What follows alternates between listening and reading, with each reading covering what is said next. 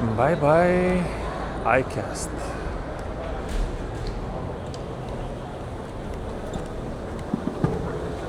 Take the stairs.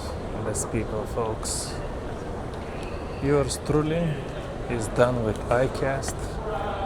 It's 5 p.m. I'm going to pick up my family from Disney World now. I spent all day here at iCast, and boy has iCast shrunk from the last time I was here.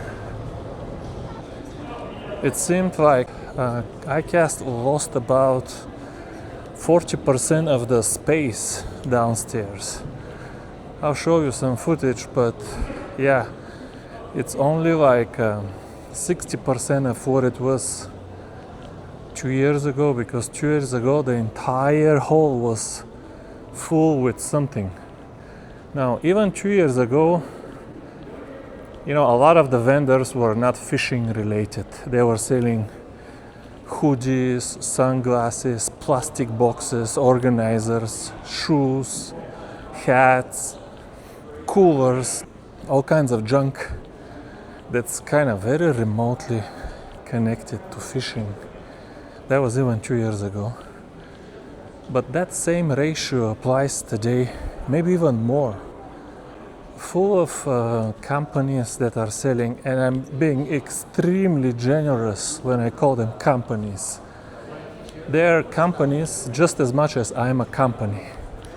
Actually, I'm probably, objectively speaking, more of a company than many of those companies. At least I create something new.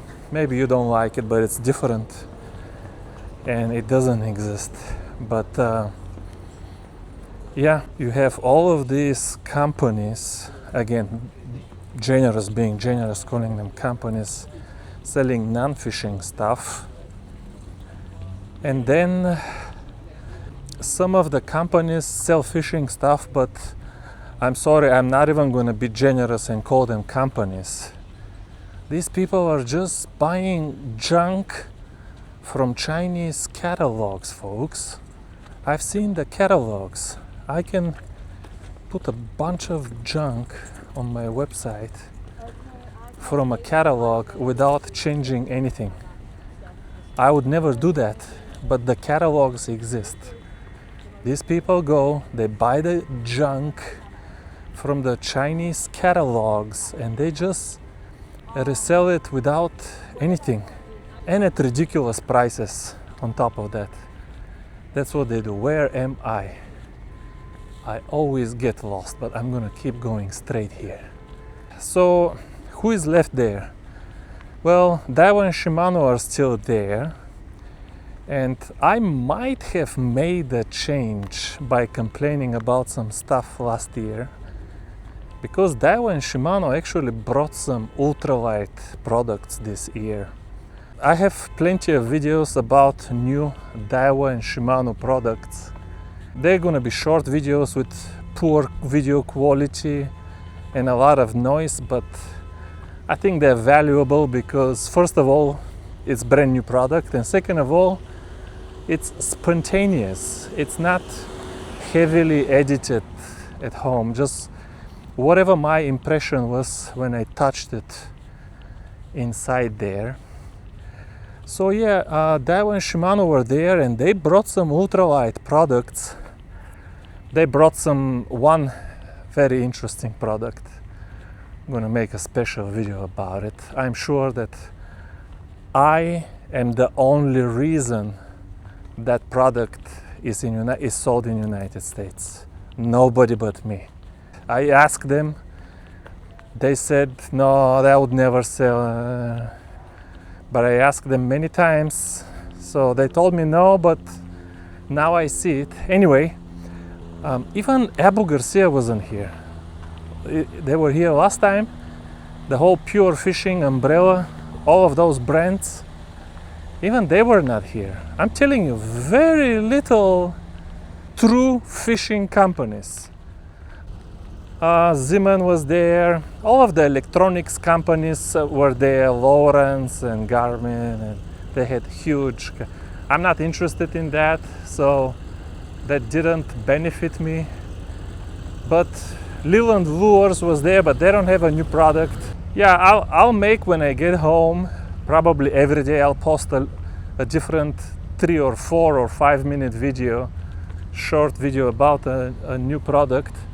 I think you'll find them interesting because there was something interesting to see. But you know, honestly, to travel all the way out of Tennessee, it was a brutal 10-hour drive just to see tackle. I can tell you, no, don't do it.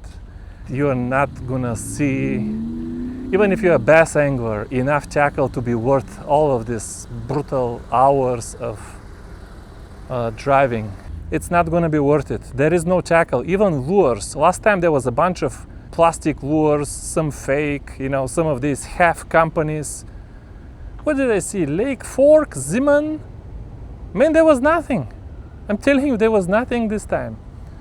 The only reason to go to iCast and why I'm still happy I came is business partnerships. Business partnerships. I saw another YouTuber, Mike Ballsy Bass Angler, make a very negative video about iCast. I don't know if he's ever been to iCast, but yeah, for YouTubers, for seeing tackle, it's not worth it. But that doesn't mean iCast is not worth it, because I made several good partnerships. Now, I said this the last time I was here and we never made a deal. So I don't know if this will all turn out, pan out, work out.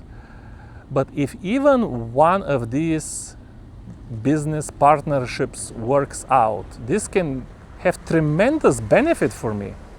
For example, I talked to Siemens or Kuma. I like some Siemens lures. I am interested in selling the Siemens lures that I already reviewed, I already approved, I already recommended.